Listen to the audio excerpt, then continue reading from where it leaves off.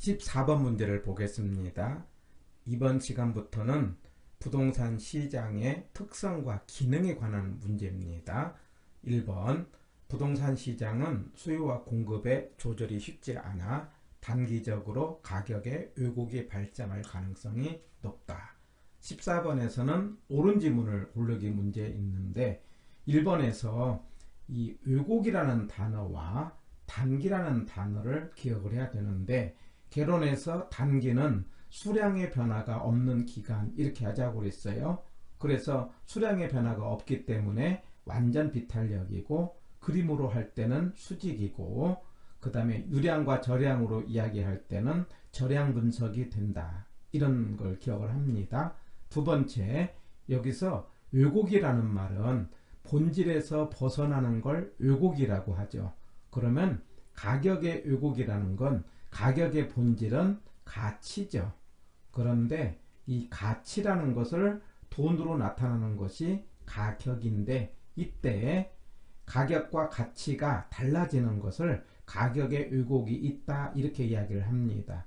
그런데 단기는 수량 조절이 없기 때문에 가치와 가격의 왜곡이 발생할 가능성이 높다. 그래서 이게 맞는 지문이 되는 겁니다. 그래서 1번 지문은 다음 체크 포인트에서 한 번 더 점검을 합니다. 그래서 1번이 맞는 것. 2번입니다. 부동산 시장은 다수의 판매자와 다수의 구매자가 존재한다 했는데, 일단은 부동산은요, 소수의 판매자와 소수의 구매자가 존재한다, 이렇게 풀으세요. 여기서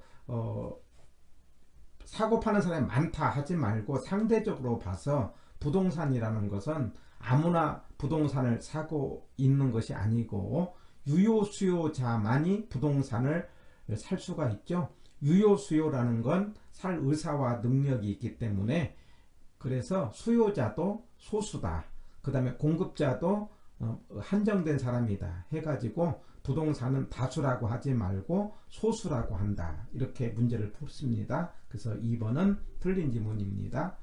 3번, 부동산은 개별성이 강하기 때문에 상품별 조직화가 가능하다 했는데, 조직이라는 건 전체로 통일이 되는 경우를 말하는데 개별성이기 때문에 통일이 안 된다. 그래서 조직이 안 된다 해야 되죠. 비조직화, 이렇게 말하는 겁니다. 3번이 틀린 말. 4번, 부동산 거래는 고도의 공적인 경향이다. 거래라는 것은 사고 파는 거니까 사적인 거래가 되겠죠. 해서 틀린 지문. 5번, 부동산은 국지성의 특징이 있기 때문에 균질적인 가격 형성이 가능하다 했는데, 국지적이라는 것은 특정 지역에 있는 걸 말하기 때문에 지역마다 균질적인 가격 형성이 어렵다 해야 되겠죠. 해서 14번의 정답은 1번이 되겠고, 바로 이 가격의 왜곡에 대한 체크 포인트를 밑에서 한 번 더 확인을 해 보겠습니다. 자, 왜곡이라는 단어를 체크 포인트에서 보겠는데, 왜곡이라는 것은 본질에서 벗어나는 거다. 그럴 때 가격의 왜곡, 그러면 가격의 본질은 가치다라는 거죠. 가치라는 건 만족이다, 이렇게 하자고 그랬어요. 그리고 만족이라는 개념은 주관적이기 때문에 누구나가 알 수 있는 돈으로 표시된 게 가격이다. 그래서 가치와 가격이 같아야 되는 게 바람직하다. 그럴 때 가치와 가격이 같은 것을 우리가 효율적이라고 하자, 이 말이에요. 그런데 그 가치에 대해서 화폐로 표시를 하는 과정에서 물량이 부족하므로 물량이 조절이 되지 않기 때문에 그 가치와 가격 사이에 오차가 생길 수가 있다라고 하는 거죠. 그런데 그 오차라는 것은 단기에 생긴다라는 거죠. 단기라는 건 수량의 변화가 있다. 그래서 왜곡이 있다는 것은 오차가 있다는 것이고, 오차가 있다는 것은 가격과 가치가 다르다는 거기 때문에 비효율적이고, 비효율적이면은요 초과이윤이 있다, 이렇게 문제를 풀고, 이거는 단기적이다, 이렇게 푸는 겁니다. 거기에 대해서 장기는 왜곡이 없고 효율적이고 오차가 없고 초과이윤이 없다, 이렇게 문제를 푸는 거죠. 그런데 여기서 초과이윤 그러면 무슨 뜻이냐, 항상 초과이윤이라는 단어는 돈 벌었다 이렇게 해석합니다. 돈 벌었다. 이걸 초과이윤 이렇게 이야기를 하는데, 그러면 얼만큼을 벌어야 돈 벌었다 할 거냐? 본전보다 더 벌면은 돈 벌었다 할 수 있어요. 예.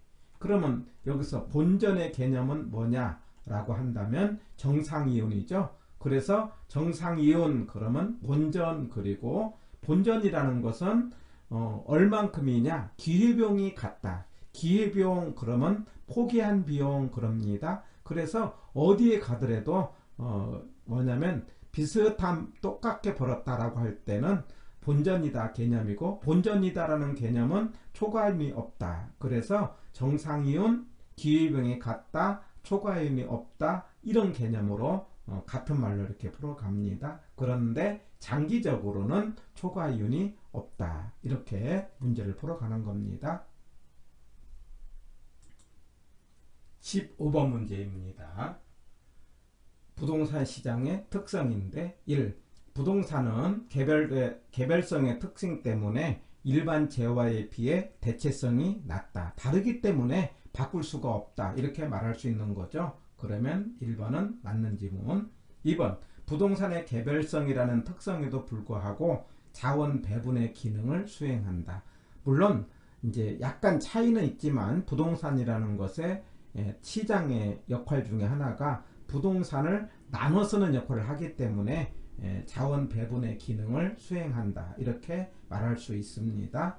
이 부분은 부동산 시장의 기능과 특성은 한 번 더 체크 포인트를 가지고 점검을 해 보겠습니다. 3번.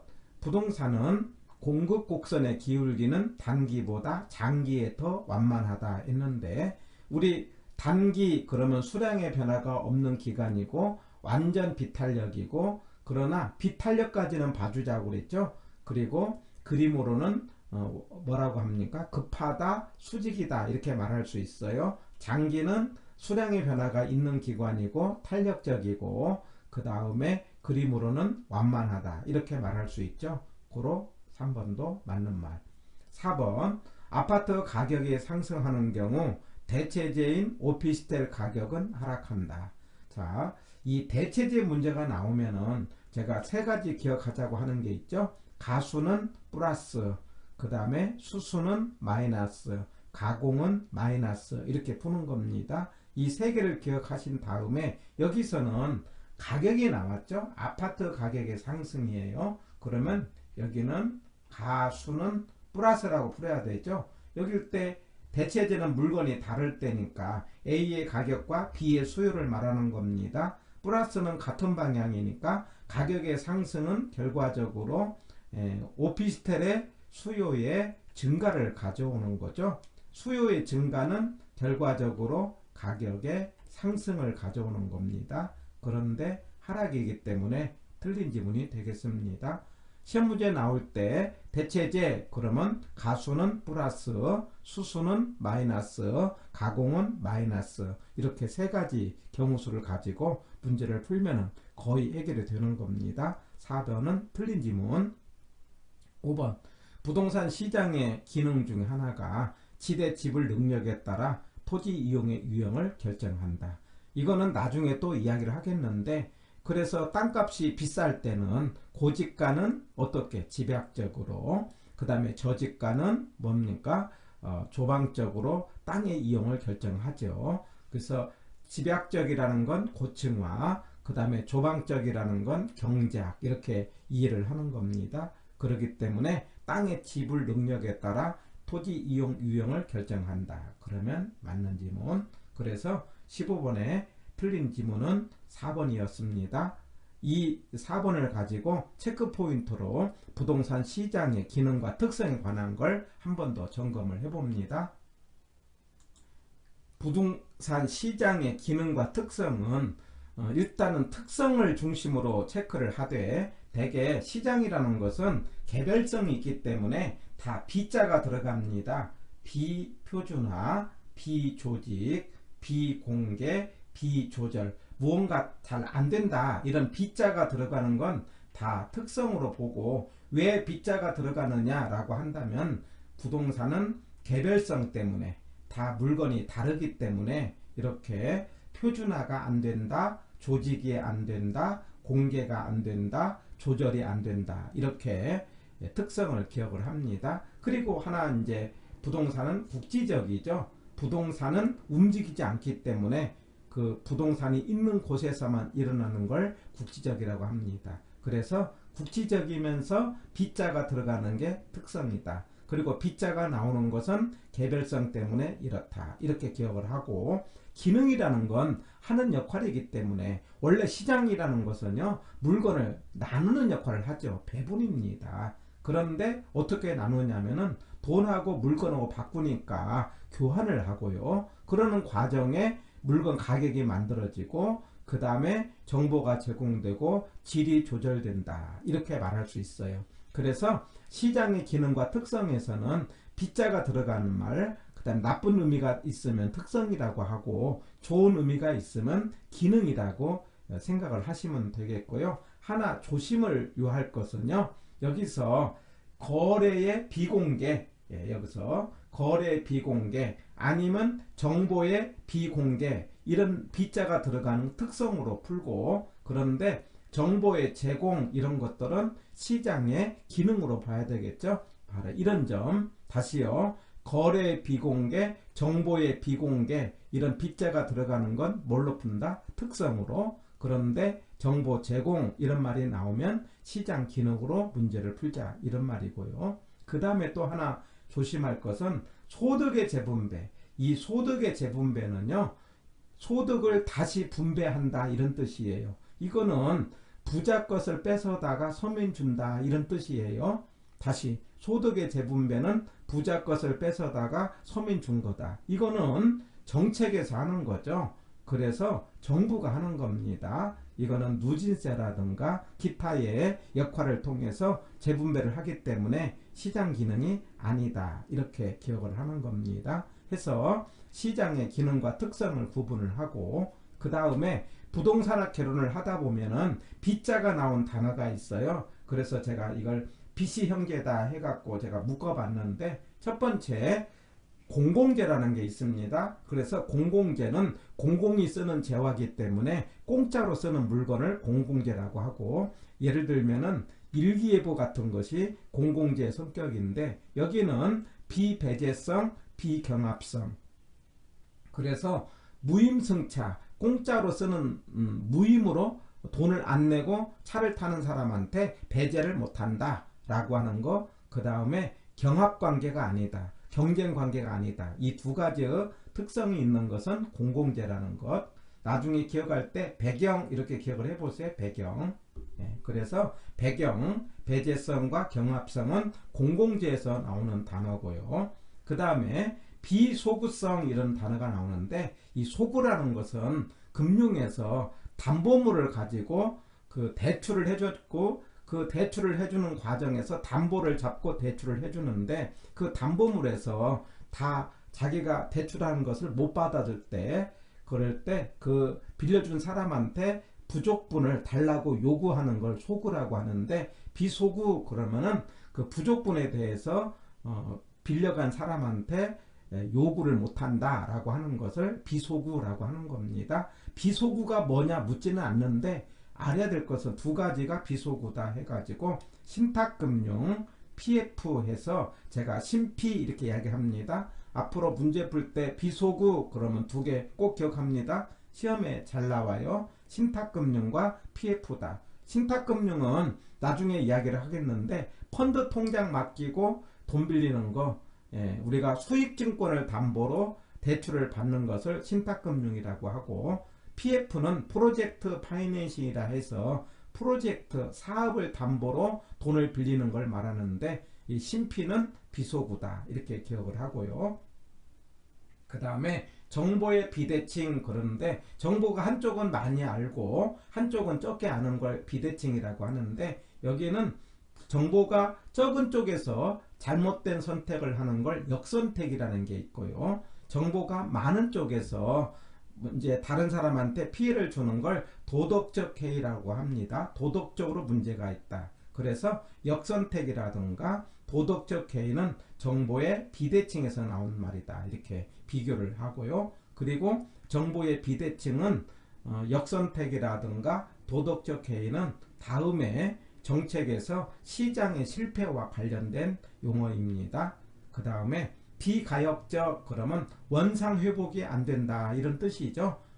부동산은 처음으로 돌아갈 수가 없다 이런 뜻이에요. 그런데 이거는 부동산 문제의 특성이다 이렇게 생각을 하고, 학계론에서 B자가 나온 말, 아까 특성에서 비표준화, 비조직, 비공개, 비조절, 이건 특성 이야기.